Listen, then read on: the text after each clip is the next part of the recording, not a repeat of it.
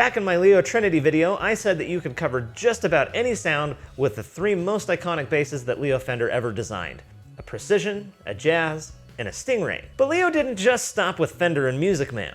No, there is another. G&L was Leo Fender's third and final company that he started in 1979, and it's kind of become his overlooked swan song in a way. A couple of you commented on my Trinity video and said that I needed to check out the L2000. A couple of you even claimed that it can do everything that the Trinity can do, but just in one bass, which is a pretty bold claim. So can one bass really rule them all? Well, today, we're gonna find out.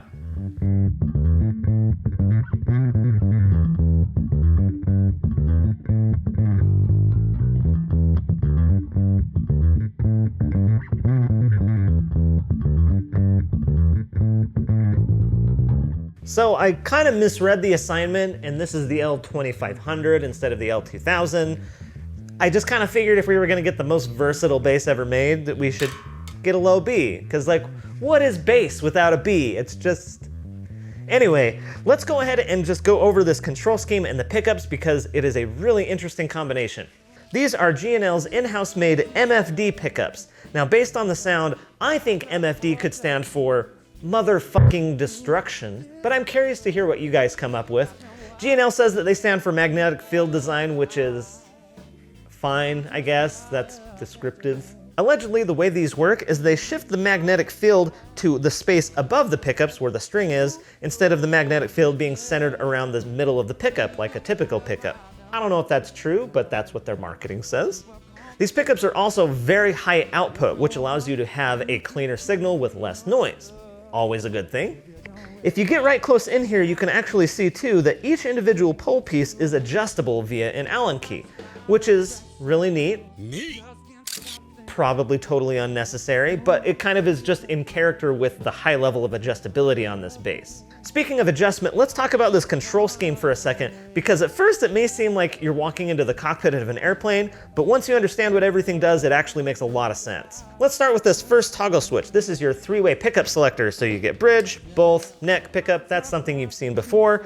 The center switch is a series parallel mode selector, and I'm not gonna try to explain what that means. You'll just hear it when I start showing you sound samples. It'll make sense, I promise. Your third toggle switch is an active passive mode selector.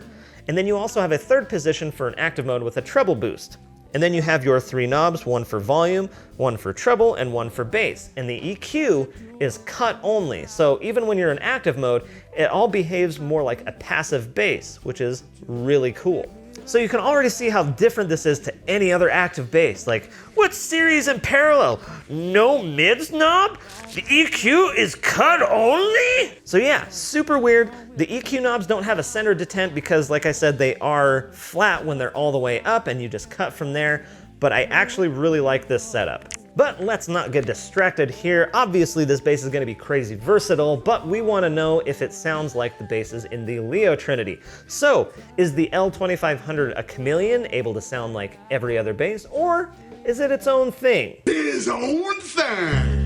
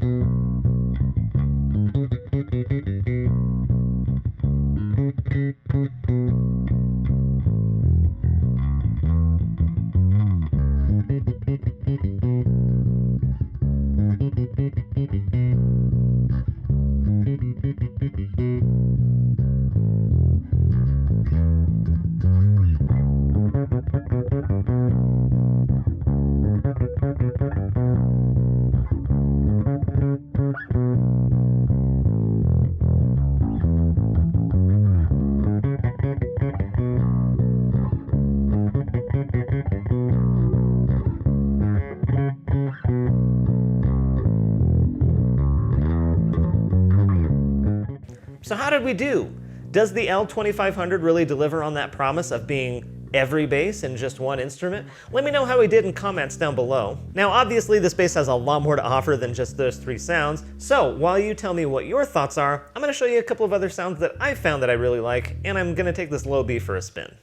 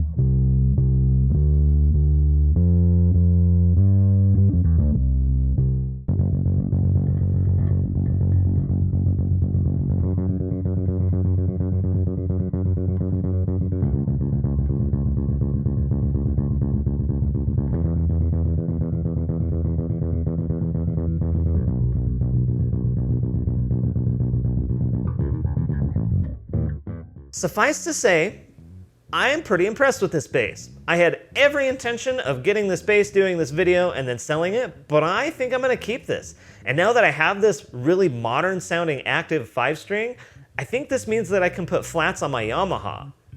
So if you wanna hear what that sounds like, man, if only there were a way to know when I put out new videos. That's really too bad. Anyway, I gotta go do yesterday's dishes. AMP out.